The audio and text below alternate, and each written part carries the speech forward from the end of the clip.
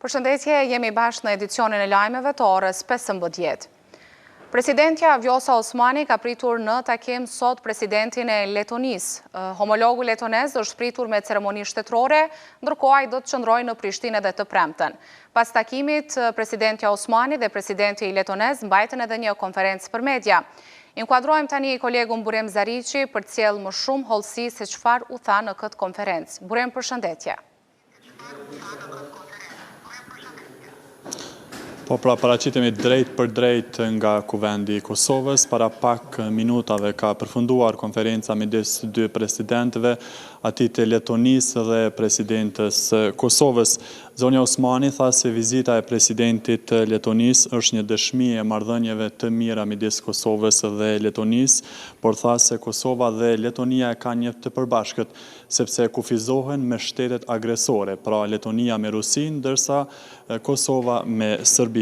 Kosova tha se ka nevojë për mbështetjen e Letonisë, sidomos në rrugën integruese dhe sa i përket antarësimit në organizata ndërkombëtare, ndërsa ka folur edhe për një takim që kishte me emisarin e Bashkimit Evropian për dialogun Kosovë-Serbi, Peter Sorensen. Presidentja tha se atij ka shpalosur vërejtjet për draft statutin e asociacionit të komunave me shumicë serbe.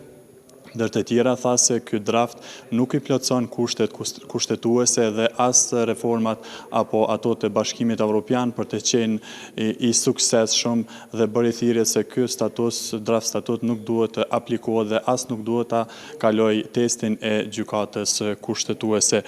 Nga ana tjetër, presidenti i Letonisë Edgars Rinkević tha se vizita e tij në Kosovë ka për synim me thellimin përveç të bashkëpunimit politik edhe të bashkëpunimit në aspektin e tregtisë. Letonia i ka ofruar mbështetje të parezervë Kosovës në antarësim në organizata ndërkombëtare me theks të veçantë edhe për marrjen e statutit pra për të qenë antare e Bashkimit Evropian. Letonia i ka bërë thirrje po ashtu Bashkimit Evropian që është koha që masat ndëshkuese ndaj Kosovës të hiqen dhe të shikohet rruga përpara për të mbështetur drejt integrimit evropian. Duke folur për dialogun midis Kosovës dhe Serbisë, presidenti letonez tha se ky dialog është e vetmja rrugë që të dyja palët mund të gjejnë paqe përmes një marrëveshje politike. Ai është rezervuar të flasë nëse Bashkimi Evropian po e trajton Kosovën si palë të pabarabartë, sikundër që presidentja Vjosa Osmani u ankua edhe në këtë konferencë se Bashkimi Evropian është duke i trajtuar palët në mënyrë të barabartë, duke i bërë të padrejtë Kosovës në këtë proces. Pra, pak a shumë ishin këto të përmbledhura gjatë kësaj konference. Vlen të theksohet po ashtu që presidenti letonez gjatë ditës do të vizitoj KFOR-in pra këtu në Prishtinë. Miranda? Unë të falenderoj shumë për këto informacione që solle. U apërcjell tani të tjera zhvillimit të ditës, njësiti i krimeve ekonomike ka kryer bastisje në Ministrinë e Bujqësisë, Pylltarisë dhe Zhvillimit Rural. Nga kjo ministri janë parë duke dalë zyrtar policor, cilët kanë pasur në duar dokumente. Po ashtu raportohet se ky njësit ka bastisur zyrën e prokurimit në këtë ministri. Krejt kjo bastisje dyshohet se ka të bëjë me keqpërdorimet që kishin ndodhur për largimin e mobileve të Aleancës për Ardhmërinë e Kosovës nga objekti i ministrisë që nuk ishte ekzistuar në atë objekt. Shteti kishte paguar 66.000 euro për heqjen e mobiljeve nga secila prej 33 hapësirave të ndërtesës së Ministrisë së Bujqësisë, ku ishte vendosur AK-ja në bodrumin, në katin e dytë dhe në korridoret e objektit. Kandidatët për kryeministër nga PDK-ja, LDK-ja dhe AAK-ja janë takuar me njëri tjetrin. Me rezultatet përfundimtare në tryezë, ata duket se po e shqyrtojnë mundësinë e formimit të qeverisë së re. Të tri këto partije kanë përjashtuar mundësinë e bashkëpunimit me lëvizjen vetëvendosje, e cila përtej partnerëve të vegjël brenda nuk sheh mundësi tjetër përveç nismës së kthyer në kuvend, e cila ende nuk është pozicionuar qartë se me kë do koalicion. Ndërkohë në një përgjigje të shkurtër për Radio Televizionin 21, antari i nismës socialdemokrate Vesel Krasniqi ka mohuar zërat se nisma do ta votojë qeverinë e krijuar nga lëvizja vetëvendosje. Megjithatë, Krasniqi i tha Radio Televizionit 21 se nisma është e pozicionuar në qëndrimet e kryetarit të saj Fatmir Limaj se do të ulet të diskutojë me çdo që e thërret për krijimin e qeverisë së ardhshme.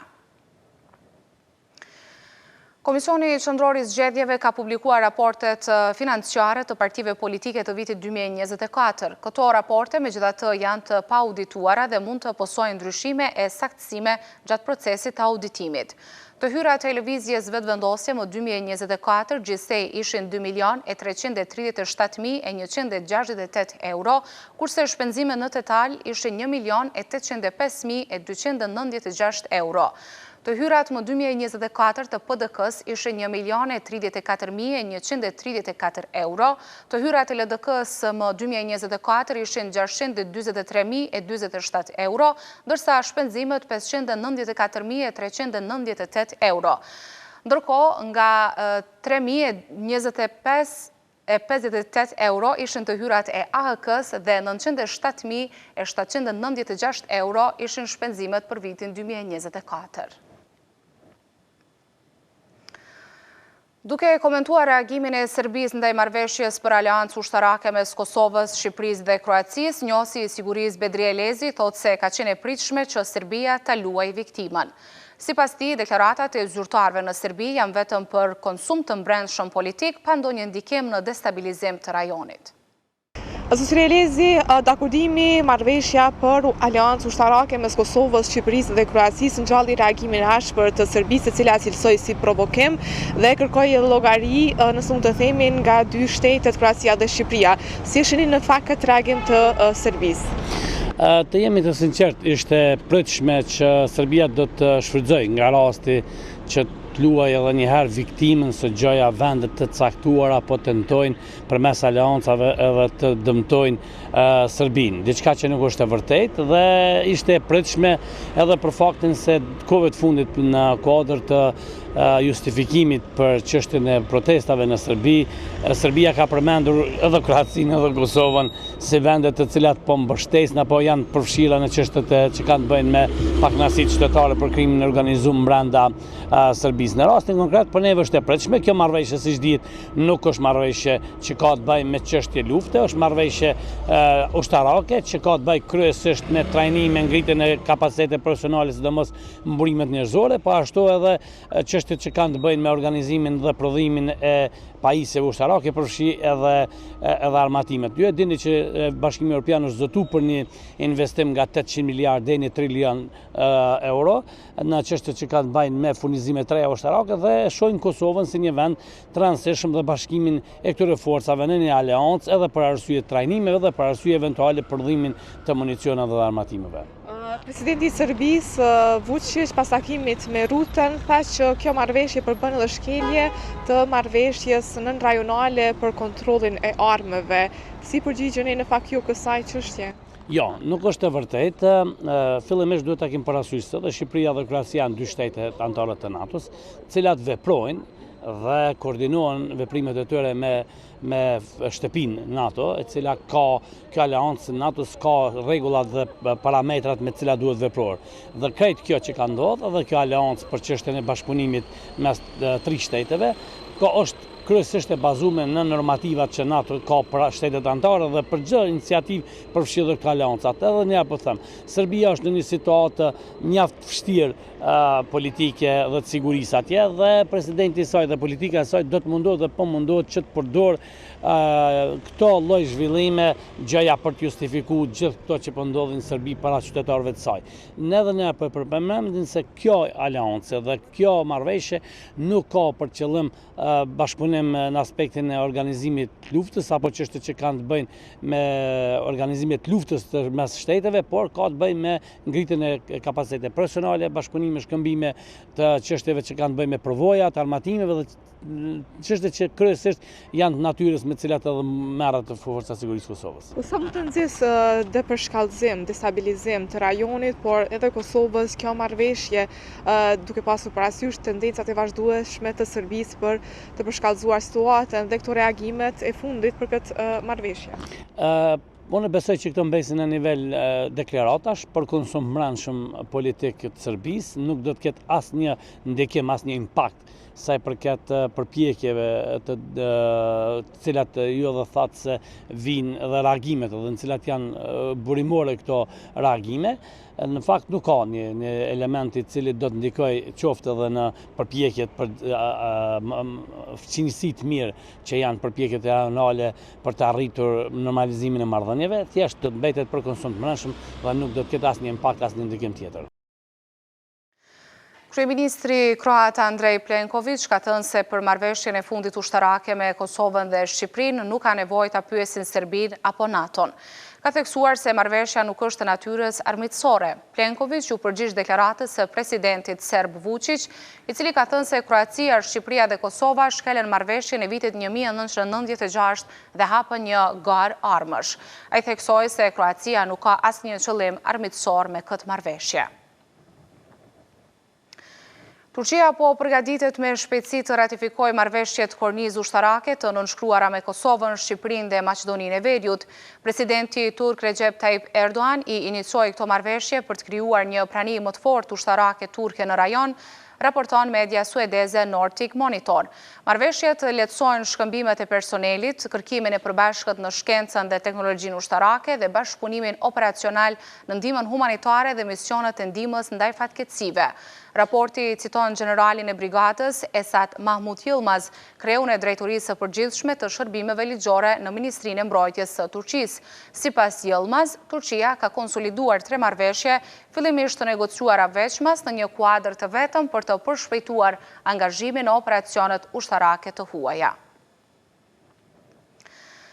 Ligji i ri për pagat në sektorin publik i cili u miratua nga Kuvendi i Kosovës në shkurt të vitit 2023 dhe i njëjti redukton përqindjen e shtesës mbi përvojën e punës për 15 vitet e para, sipas një raporti të Institutit të Kosovës për Drejtësi, ka dëmtuar mbi 90.000 zyrtar publik si dhe rrezikon buxhetin shtetëror. Sipas IKD-s, kjo situatë mund të dërgojë deri në vërshimin e gjykatës me një numër lëndësh që mund të arrijë deri në 90.000 raste të reja.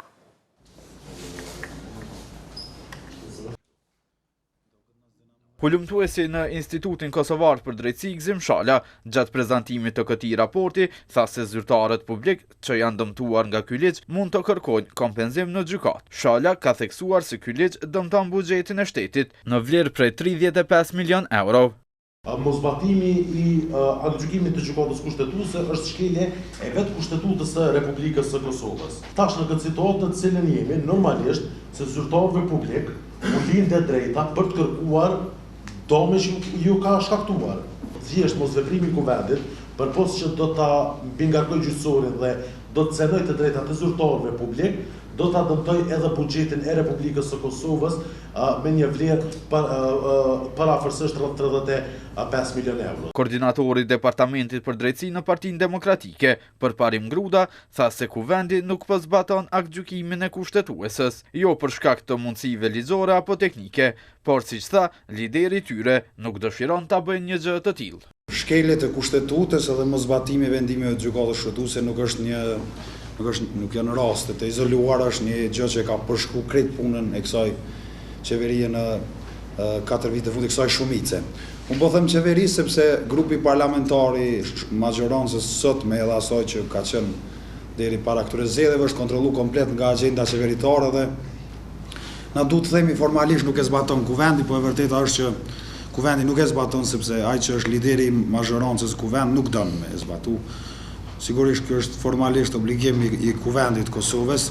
Ajo që tha Gzimi është e paimagjinueshme që vendimet e gjykatës kushtetuese në një vend demokratik të neglizhohen, të mos zbatohen, sepse ato janë norma kushtetuese. Ndërkaq, deputeti i LDK-s Armen Zemaj u shpreh se në këtë mënyrë mund të vazhdojë dëmi kushtetues.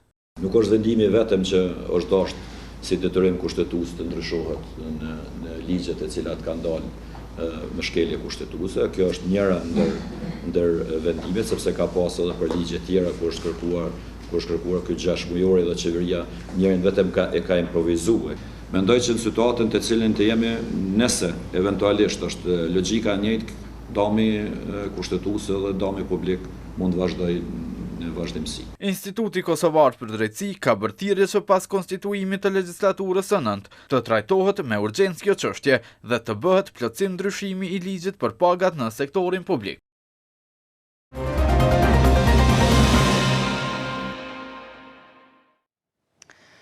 Janë identifikuar mbetjet mortore të 11 të zhdukurve në varrezën masive në Bishtazhin, ku pas masakrës në Kralan, forcat serbe i kishin rrëmbyer, i kanë vrarë dhe i kanë ngroposur në varreza masive në përpjekje që t'i zhdukin dëshmit e krimeve. Kryetari i Komisionit Qeveritar për Personat të Zhdukur Andin Hoti tha se pritet një takim i radhës i Komisionit Përbashkët Kosovës dhe Serbisë për të pagjeturit, por ende nuk ka diçka konkrete. Ndërkaq kryetaria e shoqatës Zëri i Prindërve, Gjyl Haziri, thotë se çdo ditë më shumë familjarët e të pagjeturve janë në ankth e në pritje. Janë njoftu familjet e 11 personave që kanë qenë listën e personave të zhdukur të cilët kanë qenë të masakruar nga masakra e Kralanit dhe pastaj janë rimasakruar, që kujtëm kështu, dhe pse është e rëndë për familjet, por në momentin që të merr trupin dhe të me mshef dhe bën krime të tilla, është një masakër në vete dhe janë gjetë në Bishtazhin pas disa angazhimeve tona të vitit kalum, jo të këtij viti.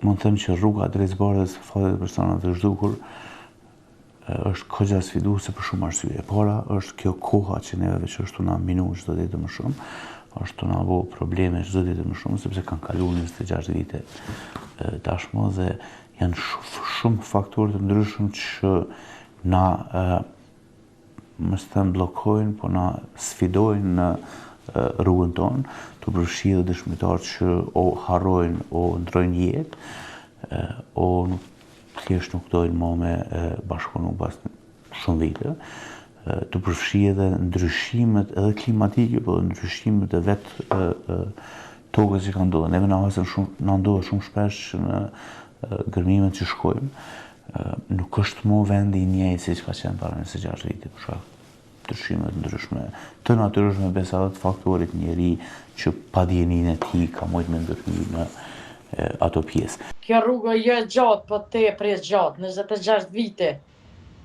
Me nejt varrezat masive pa hulumtuar deri më tash, kjo është një punë jo e kënaqshme për gjithë popullin, se jo për familjarët që mos të flasim hiç, po për gjithë popullin e Kosovës. Shumë janë nankë, shumë po shkruajnë, po i shoh, po i lexoj. Dikush po ju lakmon si i gjetën, pra janë edhe shumë brengosën, janë qysh mas 26 vite me jo për 3 plagët, për një familjarë shumë zërë është. Po apet kur të këthe është ma mirë, dikush bili me gjetë se me shkue sikur plot si po shkojnë me mallë, me ankth të lyp gjithë familjarin e vetë.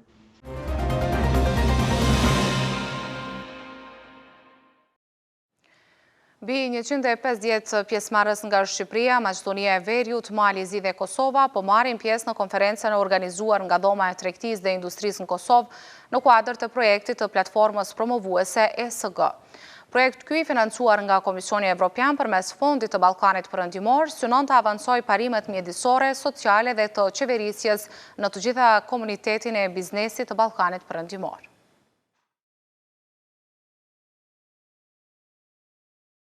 Kryetari i bordës së Dhomës së Tregtisë dhe Industrisë në Kosovë, Skender Krasniqi, tha se kjo konferencë shënon një moment kyç për zhvillimin e mundësive të reja për kompanitë në përgjithësi. Krasniqi tha se standardet ESG janë një domosdoshmëri për të ecur përpara dhe për të qëndruar konkurrues në tregun global. Konferenca rajonale për standardet ESG që po bëhet sot në Prishtinë shënon një moment kyç për zhvillimin e mundësive të reja për kompanitë tona në përgjithësi. Në një botë ku sfidat globale si ndryshimet klimatike, pabarazia sociale dhe transparenca e qeverisjes janë më të rëndësishme se kurrë, standardet e ESG nuk janë më një zgjidhje. Ato janë një domosdoshmëri për të ecur përpara dhe për të qëndruar konkurrues në tregun global. Ne, si Dhomë e Tregtisë dhe Industrisë Kosovës, jemi kënaqur që së bashku me partnerët tanë nga rajoni, po përmbyllim me sukses këtë projekt të rëndësishëm për të gjitha shtetet e Ballkanit Perëndimor. Ndërkaq menaxherja për Fondin e Ballkanit Perëndimor, Dafina Beqiri, theksoi se skema e granteve po shënon sukses në vazhdimsi. Sipas saj, organizimi i kësaj konference nga Dhoma e Tregtisë dhe Industrisë së Kosovës, jo vetëm që ka krijuar partneritet me vende të rajonit, por u ka ofruar edhe organizatave të tjera mundësi për zhvillim të biznesit dhe krijimin e vendeve të punës. Kjo skeme granteve ka shënuar një sukses të më të tjeshëm, sepse fondi faktikisht përkra projekte të cilat janë në partneritet me organizatat tjera që vinë nga rajoni. Por këtë herë, Dhoma e Tregtisë dhe Industrisë nuk ka krijuar partneritet vetëm me më shumë partner nga rajoni, por ka ofruar afër vetes dhe organizatat të reja, faktikisht, të cilat ju ka ofru mundësi që të mësojnë më shumë se si të zhvillohet biznesi dhe si të zhvillohen standardet për një biznes i cili ofron vende pune më shumë. Kështu që për neve është shumë kënaqësi e madhe që të bashkëpunojmë me Dhomën e Tregtisë dhe Industrisë, por njëkohësisht edhe të vazhdojmë për krajën e projekteve që jo vetëm në Kosovë, për gjithë rajonin. Duke qenë se kjo konferencë kishte për qëllim edhe mundësinë e rjetëzimit të pjesëmarrësve, partner nga rajoni dhe biznese ndan përvojat e tyre të angazhimit në arritjen e standardeve ESG.